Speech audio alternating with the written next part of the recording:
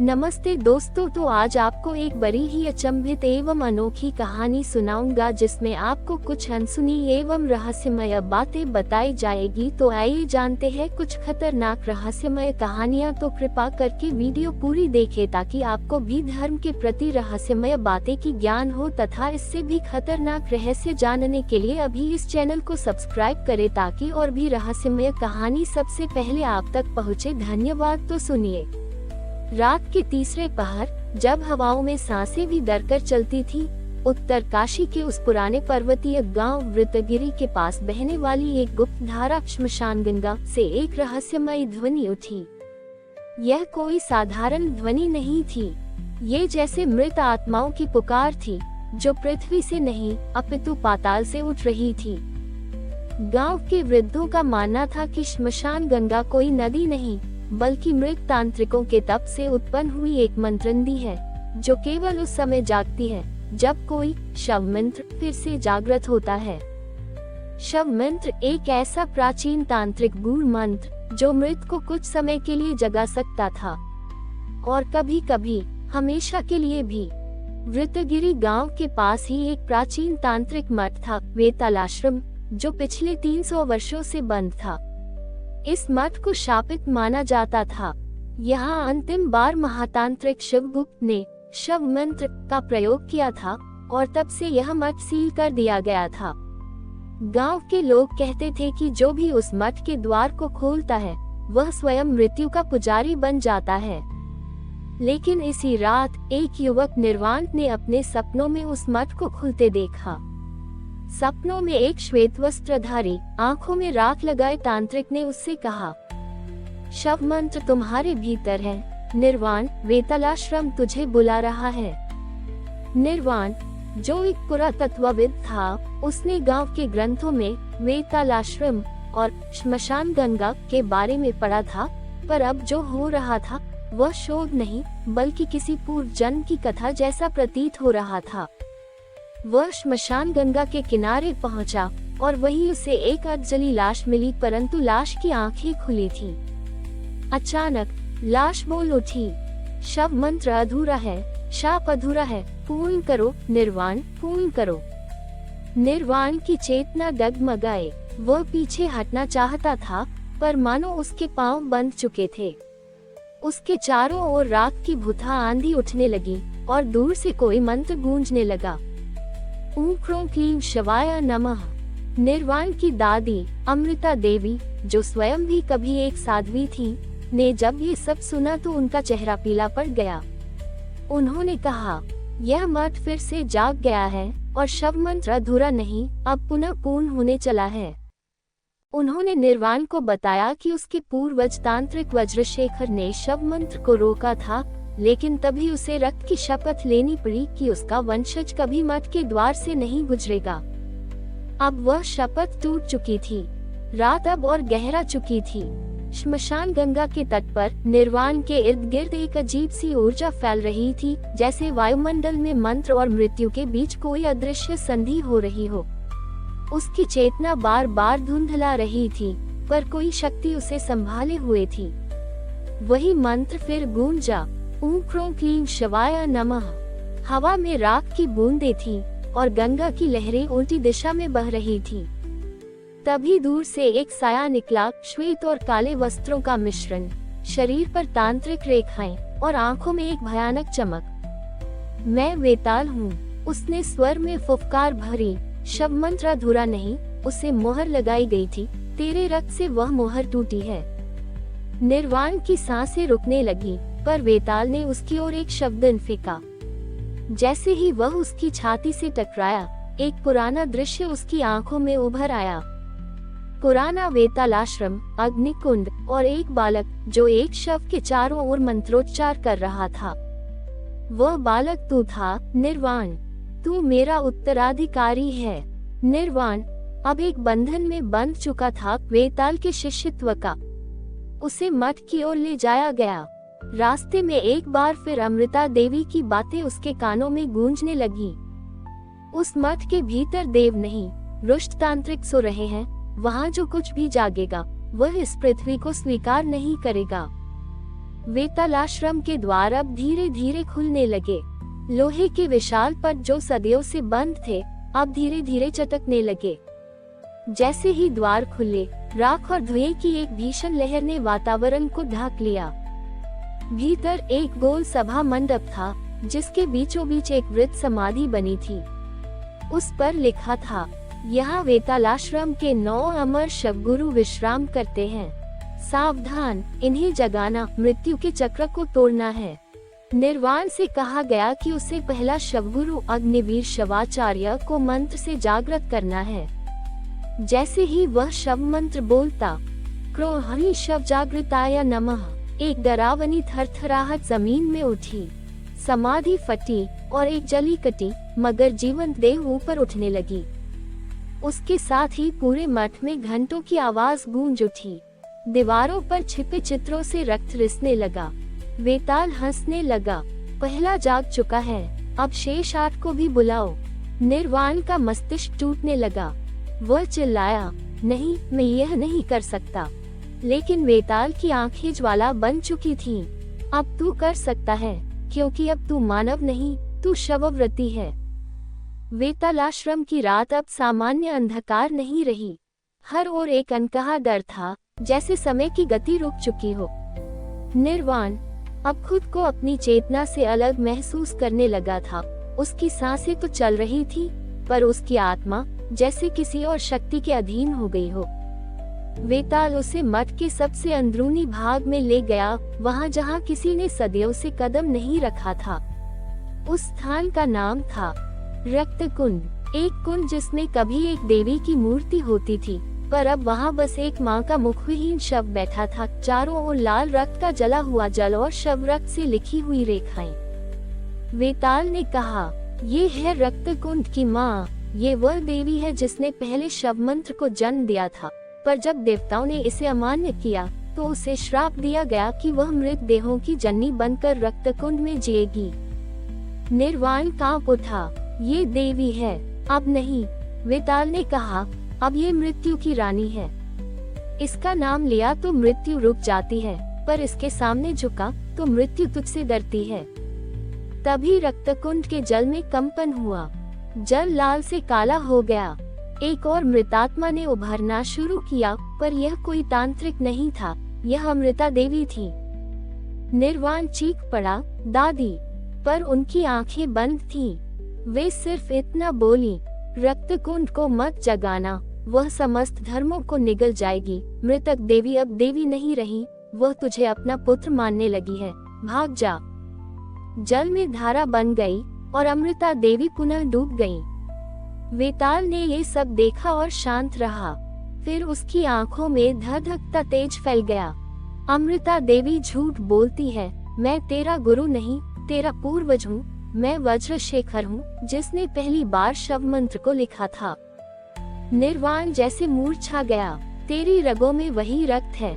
निर्वाण, तुझे अब रक्तकुंड की माँ को प्रसाद देना होगा, तेरा पहला बलिदान। वेताल ने एक बालक की ओर इशारा किया, जो असमंजस में वेतालाश्रम में पहुंचा था, शायद किसी और शोधकर्ता का बेटा। इसकी बलि रक्तकुंड की देवी को दे, तभी वह पूर्ण जागेगी, तभी तू शवेश्वर बनेगा। निर्वाण कांप उठा। उसे 2 रास्तों में से चुनना था, बलि देकर शक्ति और अमरता की ओर बढ़े, या देवी को जागने से रोके और शव मंत्र को यही समाप्त कर दे। पर रक्तकुंड से एक स्वर आया, निर्वाण, मैंने तुझसे जन्म लिया है, अब तू मेरा देवपुत्र है, बलिदान दे या स्वयं मरे। रक्तकुंड के तट पर खड़ा निर्वाण कांपते हुए हाथों में ताम्र पात्र थामे हुए था। उसकी आंखों में डर, भ्रम और क्रोध का तूफान था। सामने वेताल खड़ा था, अपनी असली पहचान वज्रशेखर तांत्रिक के रूप में, जो हजारों वर्षों से मृत होकर भी जीवित था। रक्तकुंड की माँ अब धीरे धीरे जाग रही थी। रक्त में उठती तरंगे अब अग्नि की लपटों जैसी दिख रही थी। मूर्ति विहीन वह माँ एक विकराल स्त्री आकृति, रक्त से बनी, अधजली त्वचा और 2 जलती हुई आंखें। उसने कहा, निर्वाण, तू रक्तज है, तू ही शिवेश्वर बन सकता है, पर हर शक्ति का मूल है एक बलिदान। बालक, जो अब वेतालाश्रम के बीचों बीच समाधिस्थ था, मंत्रबद्ध कर दिया गया था। वह अपनी चेतना खो चुका था। वेताल ने शब्दंड उसकी ओर बढ़ा दिया। विनायक नाम है इसका, एक बार वार कर रक्तमाल तक पहुँचेगा और वह पूर्ण जागृत होगी। निर्वाण की मुट्ठी कस गई। उसकी स्मृति में माँ का चेहरा आया, अमृता देवी का लहू से भीगा चेहरा, और उसके भीतर एक विस्फोट हुआ। शक्ति रक्त से नहीं, आत्मा से होती है। वह चिल्लाया और शब्दन वेताल की ओर फेंक दिया। वज्रशेखर हंसा, तू क्या समझता है कि मैं तुझे विकल्प दे रहा था? उसने अपनी दोनों भुजाएं आकाश की ओर उठाए और जोर से पुकारा। ऊंक्रीक्रो शव मंत्र प्रस्फुटाया। रक्तकुंड में विस्फोट हुआ। लाल लहरों से एक विकराल शक्ति निकली। वह रक्तमाता अब अधूरी न थी। उसकी देह अब स्थूल हो रही थी। 4 भुजाएं, केशों में उलझे अस्थियां और मुख से बहती रक्तधारा। तू मेरा पुत्र नहीं, तू मेरा अंश है। उसने निर्वाण को हवा में उठा लिया, लेकिन तभी निर्वाण की आंखों में कुछ बदल गया। उसने अपने गले से एक ताबीज निकाला जो कभी अमृता देवी ने उसे बचपन में पहनाया था। वह ताबीज खुला और उसके भीतर था एक अदृश्य कल मंत्र। ऊं मृत्युनाशकाय चिद्वपुषे नमः। मंत्र से उत्पन्न तेजस्वी प्रकाश ने पूरे वेतालाश्रम को झकझोर दिया। रक्तमाता चीखी, यह मंत्र, ये तो शिव स्वयं। वेताल, वज्रशेखर, उसकी आंखें फटी की फटी रह गईं। नहीं, नहीं, ये कालमंत्र निषिद्ध था। ये तो मृतात्माओं का विलोप कर देगा। निर्वाण ने दोनों हाथों से मंत्र दोहराया। ऊं मृत्युनाशकाय चिद्वपुषे नमः। रक्तकुंड से आग की एक ज्वाला उठी। माँ की देह जलने लगी। वेताल राख में बदलने लगा। श्राप, शव, मंत्र सब जलने लगे। सवेरा हुआ। निर्वाण अकेला बचा था। रक्तकुंड अब एक शुष्क गड्ढा बन चुका था। उसके सामने एक अधजली पुस्तक थी, शव मंत्र अंतिम अध्याय अधूरा। उसने वह पुस्तक उठाई और देखा अंतिम पंक्ति। जब एक शिवेश्वर बलिदान को अस्वीकार करता है, तभी एक नया धर्म जन्म लेता है। रक्तकुंड अब शांत था। जहाँ कभी तांत्रिकों का अड्डा था, वहाँ अब सिर्फ राख और पत्थरों के ढेर बचे थे। निर्वाण वही बैठा रहा, अपने भीतर गूंजती उस अंतिम आवाज को सुनते हुए। वह आवाज जो रक्तमाता के अंत से पूर्व गूंजी थी। तू शवेश्वर नहीं बना, पर तेरे भीतर कालवाक्य अब जाग गया है। निर्वाण ने उस जली हुई पुस्तक के अंतिम पन्ने को खोला। वहाँ रक्त से लिखा एक श्लोक था जो पहले अदृश्य था। कालवाक्य स्वयं मृत्यु पिबति, न देवो, न दैत्यो, न तांत्रिको, केवलम चिद्रूप ज्ञानी शमयेत। कालवाक्य स्वयं मृत्यु को पी जाता है। न देव, न दैत्य, न तांत्रिक उसे रोक सकते हैं। केवल वही जो चेतना से एक हुआ हो, वह उसे शांत कर सकता है। इसका अर्थ था, अब निर्वाण कोई सामान्य व्यक्ति नहीं रह गया था। वह वहनकर्ता बन चुका था, कालवाक्य का वाहक। उस रात एक स्वप्न में अमृता देवी ने उसे आदेश दिया, निर्वाण, वेतालाश्रम नष्ट हुआ, पर शून्यगिरी अब जागने वाला है। वहाँ तुझसे कालवाक्य बोलेगा और तुझे मार्ग मिलेगा उस प्राचीन मृत धर्म का जो कभी देवताओं से भी छिपा था। सुबह होते ही निर्वाण पैदल निकल पड़ा उत्तर दिशा में, जहाँ हिमालय की तलहटी में एक प्राचीन शिला थी। शून्यगिरी, वह स्थान जहाँ कहा जाता था कि एक समय स्वयं शिव ने मौन धारण कर काल की गति को रोका था। 7 दिन 7 रात चलने के बाद निर्वाण उस गुफा के द्वार पर पहुंचा। गुफा पर कोई मूर्ति नहीं थी, सिर्फ एक सदियों पुरानी दीवार पर खुदे हुए शब्द। यहाँ वाणी मर जाती है, यहाँ मौन ही मंत्र है। वह अंदर गया। गहराई में उतरते ही उसे एक शून्य शिला दिखाई दी, एक सजीव पत्थर जो सांस लेता प्रतीत होता था। तभी गुफा में गूंजा एक आकाशवाणी जैसा शब्द, कालवाक्य सुन निर्वाण। गुफा के बीचों बीच आकाश से एक प्रकाश रेखा उतरी। वह किसी देवता जैसी नहीं थी, न ही तांत्रिक जैसी। वह एक शुद्ध चेतना थी जो स्वयं में मौन थी, पर शब्दों की सत्ता से परे। फिर शब्द आए, जो शब्द मंत्र अस्थि से जन्मा, वह अब चेतना से बोलेगा। जो बलिदान से बल पाता था, वह अब करुणा से शक्ति पाएगा। तू शवेश्वर नहीं, तू कालधर्म का प्रथम रक्षक है, कालवाहक। निर्वाण के माथे पर एक चिन्ह प्रकट हुआ, शून्य बीज। यह कोई साधारण तिलक नहीं था, यह मृत्यु और चेतना के बीच का बीज था।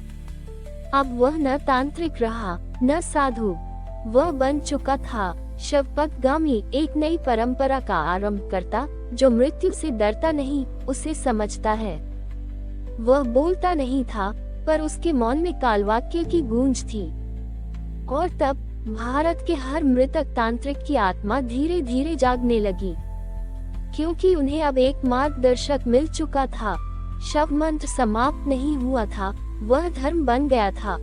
शून्यगिरी के गर्भ में अब निर्वाण का मौन फैल चुका था। वह किसी साधु की भांति बैठा था, पर उसकी चेतना अब स्व सीमाओं को पार कर चुकी थी। वह अब जीवित होकर भी मृत्यु के आर पार देख सकता था। उसे देखे असंख्य आत्माएं, जो काल में अटकी थी, न मुक्त न अभिशप्त। इन आत्माओं में कुछ तो तांत्रिक थे, जो मृत्यु के बाद भी शव मंत्र की शक्ति में बंधे हुए थे। और उसी क्षण शून्यगिरी के नीचे से एक नई गूंज उठी, निर्वाण, तू अब उत्तराधिकारी है, पर मृत्यु पथ पर चलना सरल नहीं। गुफा फटी, शून्य शिला दो भागों में बंटी और सामने प्रकट हुआ एक अनदेखा द्वार। वह पत्थर से नहीं बना था, बल्कि श्वेत हुए और राख से निर्मित था, जिसके भीतर से एक पुरातन मंत्र फूटा, तस्मै शवाय नमः। मृत्यु यह वहति स एव देवः। निर्वाण उस द्वार में प्रविष्ट हुआ। वह पहुंच गया मृत्यु पथ पर।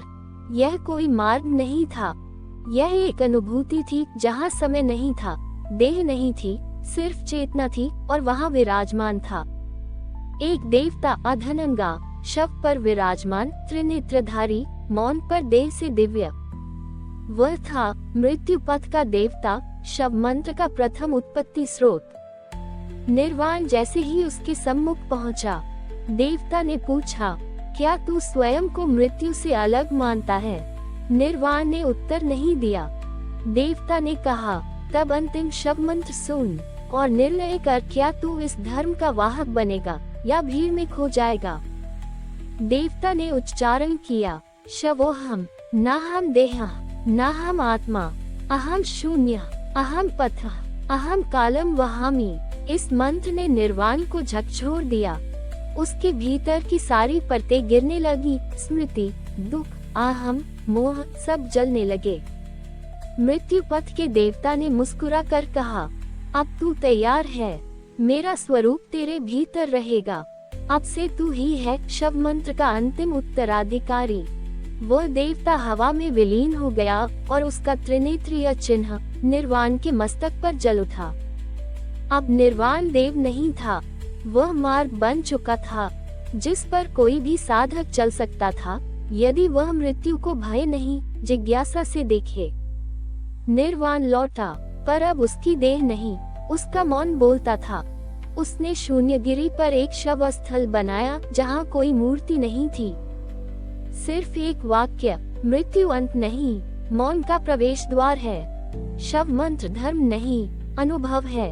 और जब अगली बार कोई मृतदेह पर्वत की तलहटी में जलाई गई, तो उसकी राख से उठती धूल में एक आकृति उभरी, त्रिनेत्र और मौन वाली, जो कहती थी, शवेश्वर अब कोई एक नहीं, वह हर उस चेतना में है, जो मृत्यु को अनुभव करने को तैयार है।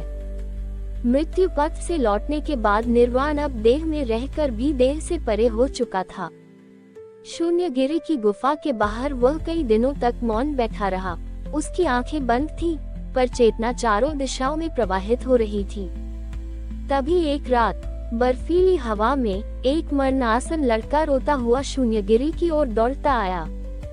उसके पीछे थे गांव के लोग, जो उसे भूत पीड़ित समझकर मारना चाहते थे। वह लड़का निर्वाण के सामने गिर पड़ा और बेहोश हो गया। निर्वाण ने उसकी आंखों में झांका। वह कोई सामान्य बालक नहीं था। उसके मस्तिष्क में एक बंधा हुआ तांत्रिक मंत्र था, जन्म पूर्व शव दीक्षा का चिन्ह। उसके जन्म से पूर्व ही किसी ने उसे शव मंत्र का वाहक बना दिया था। पर बिना मार्गदर्शन के वह पागलपन की ओर बढ़ रहा था। निर्वाण ने उसका माथा छुआ और कहा, तू मेरा शिष्य नहीं, मेरा उत्तर है। अगली सुबह निर्वाण ने एक नई दीक्षा आरंभ की। न मंत्र बोले गए, न अग्नि जलाई गई। वह बालक जिसका नाम ईह था केवल मौन में बैठा रहा और निर्वाण ने उसकी चेतना में प्रवेश किया। तभी उस बालक की आंखें खुली और उसकी पहली वाणी थी, मैं मृत्यु नहीं हूँ, मैं उसे अनुभव करने वाला हूँ। वह बना शून्य शिष्य, शव मंत्र धर्म का प्रथम जागृत वाहक। समय बीतने लगा। निर्वाण के पास आने लगे वे जो मृत्यु भय से त्रस्त थे, वे जो मृत्यु का उत्तर नहीं जानते थे, वे जो देवताओं से नहीं स्वयं से प्रश्न करते थे। निर्वाण उन्हें कुछ नहीं सिखाता था, वह बस उन्हें मौन में बैठाता शव के पास और शव मंत्र स्वयं बोलता था। परंतु ये सब देखकर वे पुराने तांत्रिक कुल जो रक्तमाता के पतन से छिपे बैठे थे, उन्हें यह नई शवधर्म परंपरा खतरनाक लगी। वे बोले, शव मंत्र केवल रक्त से जागता है, ये निर्वाण उसे अपवित्र कर रहा है। एक रात्रि 5 प्राचीन तांत्रिकों ने शून्यगिरी पर चढ़ाई की। उन्होंने ईह को उठा लिया और उसे एक पुराने बलिपीठ पर बांध दिया। परंतु जैसे ही उन्होंने शव मंत्र को अपमानित करना चाहा, निर्वाण की चेतना ने उन्हें रोक लिया। वह प्रकट हुआ मृत्यु पथ के देवता की छाया बनकर। निर्वाण ने तब वह मंत्र बोला जिसे आज तक किसी ने न सुना था। शून्य वाक्य, शव मंत्र का सर्वोच्च उत्तर। न हिंसा, न रशन, केवल अनुभव। जो देख सके मृत्यु सत्य, वही जीवित कहलाए। उस वाक्य की शक्ति से वे 5 तांत्रिक अंधे हो गए। उनकी आंखें नहीं जली, बल्कि अब वे हर मृतक आत्मा को देख सकते थे। वे भागे, पर वह रात तंत्र की अंतिम परंपरा की समाप्ति थी। अब शून्यगिरी कोई गुफा नहीं, एक मौन तीर्थ बन चुका था। लोग यहाँ कोई वरदान पाने नहीं आते, बल्कि मृत्यु को समझने आते हैं। हर शव अब एक मंत्र बन चुका है। हर मौन बैठा हुआ साधक एक उत्तराधिकारी है। और निर्वाण, वह अब कहीं नहीं है, पर हर जगह मौन में सुना जा सकता है।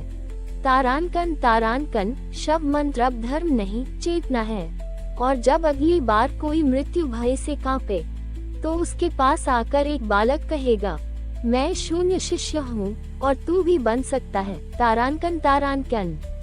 ईह अब एक बालक नहीं रहा था, वह वर्षों से शून्यगिरी में मौन साधना कर रहा था। उसकी आंखों में शव का धैर्य था और चेतना में मृत्यु की निर्भयता। एक रात्रि जब आकाश में 5 उल्काएं गिरी, गुफा की शिला पर एक प्राचीन चिन्ह उभरा। शव पथ अब बाधित है, मृत्यु देव लौट आए हैं। ईह ने अपनी आंखें खोली। वह जान गया मृत्यु पथ पर अंतिम परीक्षा शेष है। पूर्व में जहाँ कभी मृत्यु पथ का देवता मौन में विराजमान था, अब 5 छायाएं प्रकट हुई। वे थे मृत्युदेव जो अधीनता, भय, बलि, शाप और लोभ से मृत्यु को नियंत्रित करते थे। वे बोले, शव मंत्र कभी हमारी सत्ता थी, निर्वाण ने उसे स्वाधीन कर दिया, अब हम इसे वापस लेंगे। ईह को मिटाकर ईह शवपथ पर पहुंचा। वहाँ कोई अस्त्र नहीं था, कोई कवच नहीं, सिर्फ वह और वे 5 देवता। हर देवता ने उसे भ्रमित करने का प्रयास किया। एक ने उसकी माँ की मृत्यु की छवि दिखाई, दूसरे ने कहा, शवधर्म तुझे अमरता नहीं देगा। तीसरे ने मृत संतों को झूठा घोषित किया, पर यह मौन रहा। फिर उसने आंखें बंद की और वह अंतिम शव मंत्र बोला जो केवल निर्वाण के उत्तराधिकारी को ज्ञात था।